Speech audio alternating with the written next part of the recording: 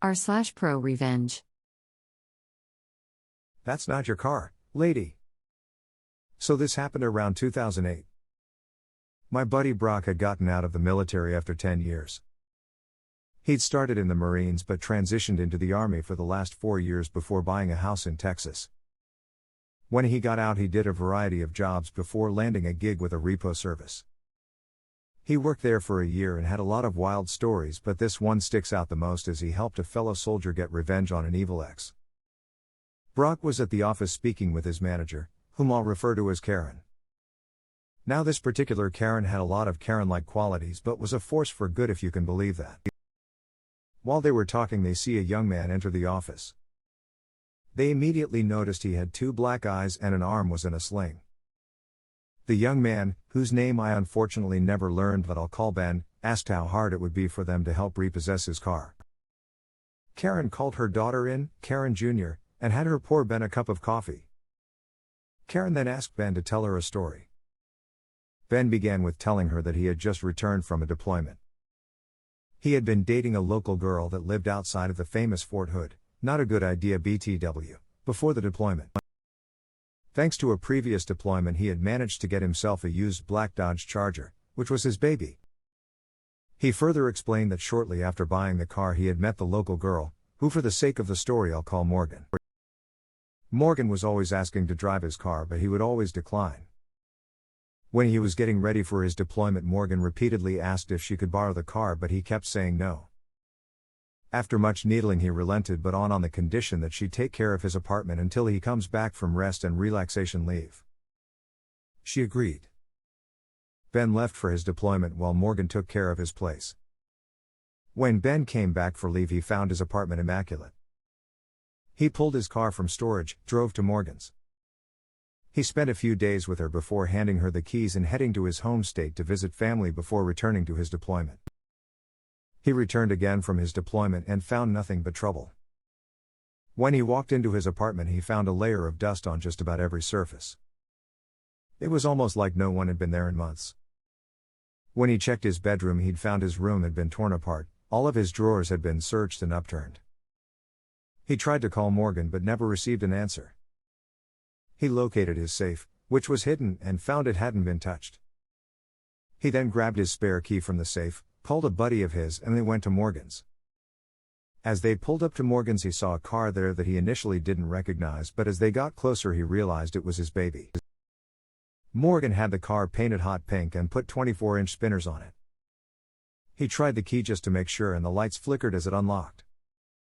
While his buddy laughed, Ben went to the front door and Morgan answered. He asked what happened to his car and she responded, "It's my car now." Ben walked away and hopped in his hot pink mess. As he started it, 4 large dudes came out of Morgan's house, one with a baseball bat, and yanked Ben out of his car.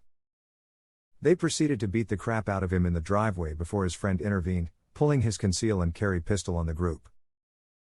He then took Ben to the hospital. I'm honestly not sure if the cops were called on this. I'd assume yes, but even then Ben said his friend drove by Morgan's house a handful of times while he was in the hospital at random times and the car was never there. Karen stared at Ben for a bit before asking for the paperwork. Ben handed it to her and Karen had a smile form on her face. She then asked Ben for Morgan's phone number. Ben gave it but wasn't aware of what was about to happen. Karen handed the phone to Karen Jr., who then dialed the number. Karen Jr. then began speaking to Morgan, telling her that they'd met at one of the local clubs and wanted to know if she was down to party that night. Apparently Morgan agreed and the plan was set. Brock parked his tow truck at the club and waited. Sure enough, Morgan showed up with the pink monster, parked it, and went inside with some girlfriends. Brock gave them 5 minutes before he stealthily drove up to the car and hooked it up. As he was pulling out with the pink monster, Morgan walked out of the club. She saw her car in the tow truck and began trying to flag Brock down, but he was already out of there. The next day it was business as usual at the office when Morgan called. She was furious that her car was stolen by them and wanted it back. Karen, using her best customer service voice, told her if she had the registration she could come pick it up. Morgan began screaming louder that she was going to call the cops, at which point Karen sarcastically told her please do, then hung up on her. As this phone call was going on, Brock happened to look out the window and saw Morgan standing next to a car in a vacant lot, throwing what appeared to be a temper tantrum. After Karen hung up, Brock watched her get in the car on the passenger side. Karen then looked out the window and had Brock verify it was her. She then began to smirk. Karen then proceeded to call the owner of the property Morgan and her friend were occupying. She told the owner about the car and asked if he wanted it towed. The owner okayed it. Brock then drove his truck over to the ladies in the car and introduced himself. They tried to explain that they were waiting for Morgan's boyfriend, but Brock insisted they weren't allowed to park there. They argued and called him every name in the book. Brock then hooked up their car and lifted it partially off the ground, forcing the two to exit the vehicle. They tore into him until he showed them the tow order. While this back and forth was going on, Ben arrived at the office and Morgan saw him walk in. She ran to the office door and Brock proceeded to lower the car. When Brock went back to the office, all hell had broken loose. Morgan apparently tried to snag the keys back from Ben, but he pocketed them. She began to hit him in his hurt arm and warned Ben that she'd call her friends to finish the job if she didn't get her keys back. Karen Jr. had already called the cops at this point and Brock got in between Ben and Morgan, even telling Morgan to try hitting him to find out what would happen.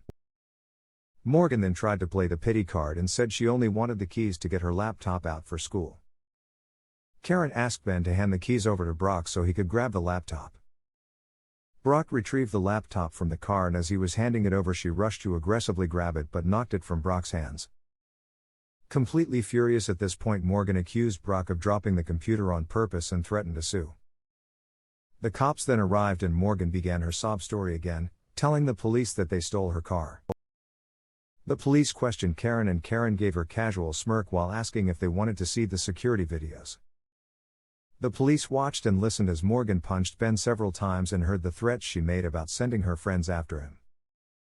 The police then turned to Morgan, who had turned ghost white at this point. She tried to back her way to the door, but the police stopped her. They proceeded to ask about the car, Ben's injuries, and who she planned on sending after him. She initially denied everything, but they already had evidence on her beating him up. She was arrested and Ben got his car back. After the cops left, Ben admitted he didn't want to be seen in a car that looked like it was advertising Pepto-Bismol and planned on trading it in for a GTO. We later heard through the grapevine that the 4 guys who beat up Ben were arrested. Morgan had ratted them out. Brock had a few more stories, but none of them were nearly as good as this one. Edit. Damn, barely an hour and it's blown up a bit, thanks guys. Also, TL, Our evil girlfriend tried to steal a car from her boyfriend, had him beat up, but a friendly Karen helps get it back. Edit 2. Wow, thanks for all the support guys. I love that so many have enjoyed this story. So I've had a few people try to refute this story and I assure you this story is true. I have no reason to lie to anyone about this. Also, some people are asking how this is considered ProRevenge. While Ben didn't personally get the revenge, Karen was the instrument of Morgan's destruction. She set Morgan up to lose the car after Ben and his friend couldn't locate it on their own. Morgan's fate was more or less her own doing. She believed that she could strong-arm an injured man with multiple witnesses while making threats. I just want to throw that last part out there. A response to the post. Any story with a Karen for a hero, and bonus Karen Jr., is obviously going to be my favorite. This Karen legit earned it. Good on her, and I hope Brock enjoyed his sweet new ride. Oh, peace response to this comment. Brock still tells the story. I haven't seen him in ages, but his wife still says he tells the story to anyone who will listen. A response to the post. For those not seeing the revenge, she was arrested for assault, and is probably persona non grata with anyone she knows because she ratted out people who did her dirty work, which probably means she's going to get beat. A response to this comment. I'd be packing my bags and moving if I was her, after she got out of jail if she went, depending on what kind of deal she got for snitching on her friends. A response to the post. Of course, crazy ratted them out.